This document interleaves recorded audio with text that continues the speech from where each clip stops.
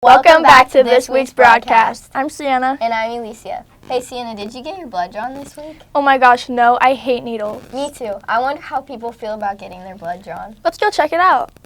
National Honor Society hosted their annual blood drive at Northwest High School on October 10th. We are hosting the blood drive because there is a national shortage of blood, and so every donation we can get helps out hospitals around the world. My role at the blood drive is to find donors. And once the day of the blood drive comes, my role is to check people in and make sure they're feeling okay after they donate. The blood drive just helps out around the country with hospitals and doctors' offices when they need it. I got chosen to be in charge by last year's leaders. They kind of picked who they felt would be responsible and make sure that things are getting done, and they chose those people. Northwest has many people, including teachers, who decided to give blood. What made me decide to give blood today is just because I was due to give. My very first blood drive was at Northwest High School, and so every opportunity that I have, every time that I'm available, I always try to go in and give.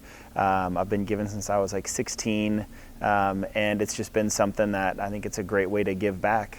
I don't get anything out of this experience. There's no reward, there's no prize. It's a small little time commitment, and it's giving just a little something of myself that has the potential to save multiple lives, and it's something that's always in need. The process after giving blood is pretty simple. Give you a Band-Aid, they have it covered up, replenish your fluids, replenish your food, rest a little bit, don't try to do any heavy exertion, and you should be A-okay. If you haven't given blood yet, I strongly encourage you guys to do it. Just got to be 16 to give. They'll check all your vitals, but go give.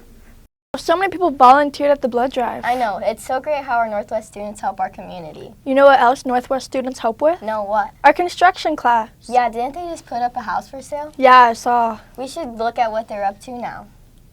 Northwest construction students started the year working hard on building houses. Best part about teaching construction is I get to do what I enjoy. I love building things, and I get to pass this knowledge on to my students. My favorite thing is just having hands-on work.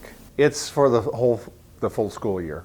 Construction is a yearly class. We completed last year's house at 4078 Lee Street. We're going to work on our new house we're building at 4074 Lee Street. We're currently framing the house. How many of us worked on the house? There's 3 of us. Last year's house, there were 9 students and myself. This year, I have 3 students. How much time out of class? Just 3 periods? Throughout the summer, I bet I probably spend 10, 15 hours a month. Is this something that I'd like to pursue in the future? And I would say, yes, it is. I've really enjoyed being able to teach the construction class. I think it's a good skill for a lot of people to know. We wish the best for the construction class as they continue to build houses this school year.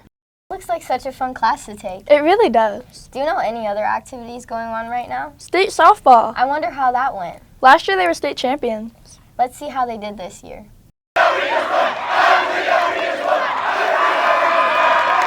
The Northwest softball team has had a very successful season, leading to a back-to-back state championship. Some things we did this season to prepare to win state was we just do different drills every day at practice and the same focus throughout the season and just believing in ourselves the whole season. During the summer, I did a lot of pitching lessons with a guy in Omaha, and then our practices just were a lot more efficient this year and just led us to the state.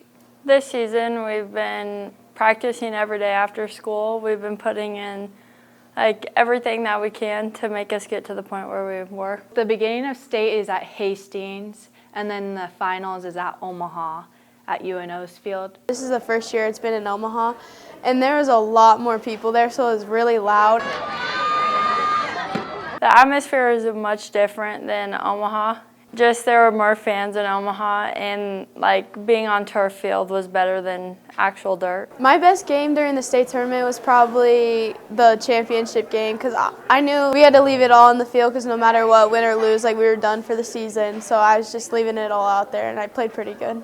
I'd say my best game was Waverly when I was pitching because it was kind of a back and forth game until we finally started hitting a lot. Our best game during state was definitely the championship game. It actually felt like a game because it was very high scoring. Our first game we lost to Scottsbluff, so we got to stay on our side of the bracket, and then we had to play Waverly next since they lost their other game.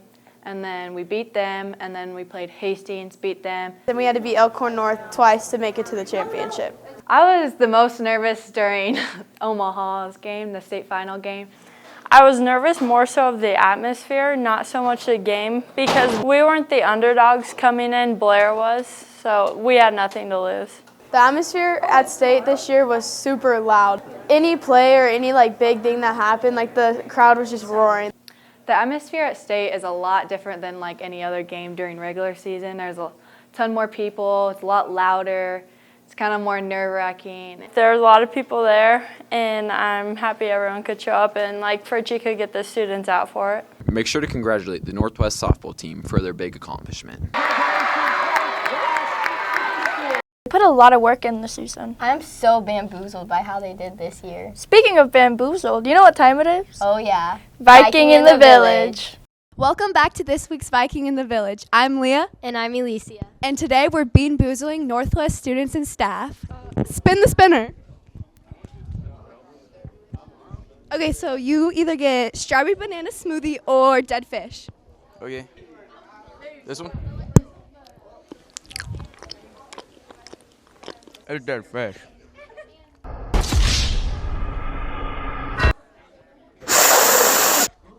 are you smelling it? Put it in your mouth.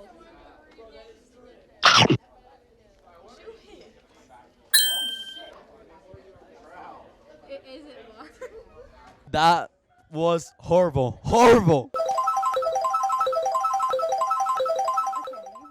Blueberry or toothpaste? I like both these flavors. It's toothpaste. I used to eat toothpaste.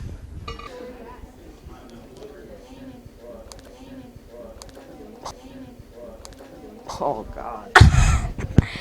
Nope. Oh. Oh. That's gross.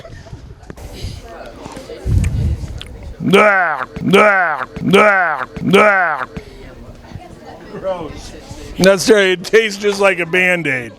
Have you tried Band-Aids? No, but I mean, It's I'm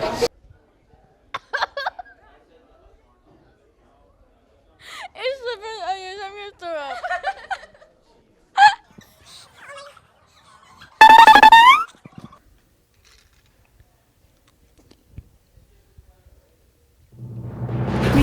That's blueberry. Oh, that sucks. That's terrible. That's terrible. It was bad. Oh, juicy pear booger. Up and out. Wow, that was really gross. I know. I'm so glad I didn't have to try bean. Me too. Well, that's all we have for today. I'm Sienna. And I'm Elysia. See you next week. Bye.